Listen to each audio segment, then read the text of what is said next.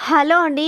ఇదొచ్చేసి chopping board. Chopping board అని మాకు గూడా తెలుసులే. ఏం కొత్తగా నేర్చుకుంటున్నావా అంటే నిజంగా అండి. మా ఆయన ఫస్ట్ సౌదీకెళ్ళినప్పుడు ఇంచుమించు 7 ఇయర్స్ అయితా ఉంటది. ఈ చాపింగ్ బోర్డు పక్కనేసినాననమాట. ఎందుకంటే నాకు రాదు.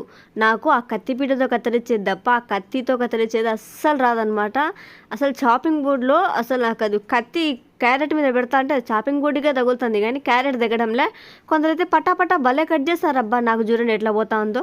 అసలు క్యారెట్ మీద లేదు. అసలు చూడండి ఎట్లా పోతుందో కత్తి. నాకసలు సూట్ కాదు. నాకు చేత కాదు. చెప్పడానికి ఏముంది?